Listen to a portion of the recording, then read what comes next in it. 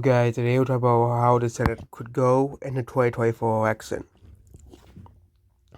Can the Republicans gain a majority in the Senate? So we go filling out all the safe Republican states, so Utah, Wyoming, North Dakota, Nebraska, both of the Nebraska districts that are up for grabs, Texas, Missouri, Tennessee, Mississippi, Indiana, West Virginia, because there's no Democrat, because Joe Manchin is not running in West Virginia, and Florida. So Republicans only need to gain one seat to gain a majority. Democrats have Washington, California, Hawaii, New Mexico, Delaware. Yeah, we're not calling Maryland just yet.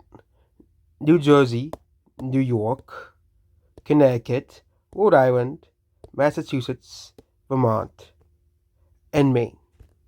These are the states that will likely go Democrat, and also Minnesota as well.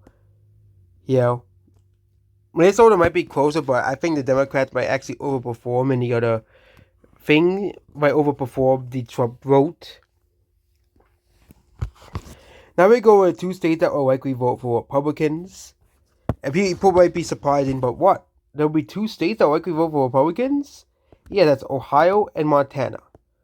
We're going to keep them as green, but because Trump is on the ballot, I think both states will flip automatically, simply the fact that Trump is on the ballot, because we don't live in an era where split ticket is very common anymore, especially in hyper-partisan, elections where most people usually just vote just one political party nowadays. I could foresee Ohio and Montana if Trump wins them by 10, that the other candidates win them almost automatically because of how well Trump would do based off the polling.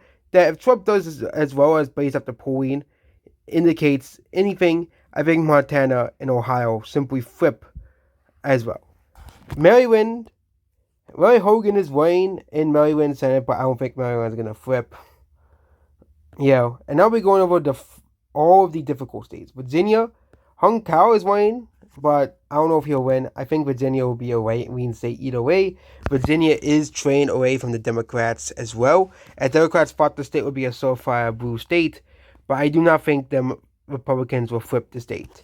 Nevada, I think Republicans may barely win Nevada. Nevada, in terms of voter registrations, is trending towards the Republican side as well. Republicans just need to get around 50,000 independents to vote for the candidate and Trump, and they win. Simple as that. So I think Nevada, Republicans will barely win that one.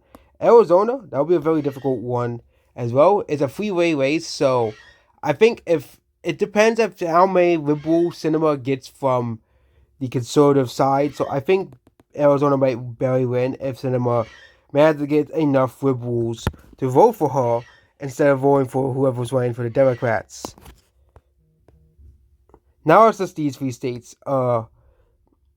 Pennsylvania, I think it's gonna be likely blue. They have a very strong Senate candidate in the state. Basically, if Republicans want to win the Senate seat, they're gonna have to wait until this guy. I don't know his name, but is no longer in. But I know he's a strong candidate. He usually wins Pennsylvania. Yeah, I know the person's the guy, but yeah, that one. Then we have Wisconsin and Michigan. Wisconsin's a very close state. I think Wisconsin could actually flip, giving Republicans 55. But I think Michigan might actually stay blue. But if Trump really wins as the margin he does, Republicans might actually get 56 total seats. If Trump overperforms in Michigan, like the polls are suggesting, because all the polls are suggesting that Trump wins Michigan by 5. Of course, within the margin of error, but our plus 2 or 3. Say for Wisconsin, it'll be like R plus 1 or R plus 0.5 or something like that. So, Michigan might turn a corner if the polls are accurate in Michigan as well. Which means we might see a map like this as well. Of course, any of the tilt states could be in either favor. So Nevada, Arizona, Wisconsin, and Michigan could be in either way as well. But I think that the Republicans' 4 could very well be 52 seats.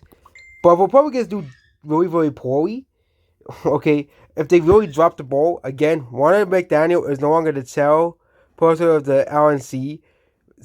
So But Republicans truly dropped the ball to Forest 50. Okay, but I think Montana and Ohio will flip simply because of Trump being on the ballot. And the other 4 states are the true competitive states as well. So that's about this video here. Goodbye.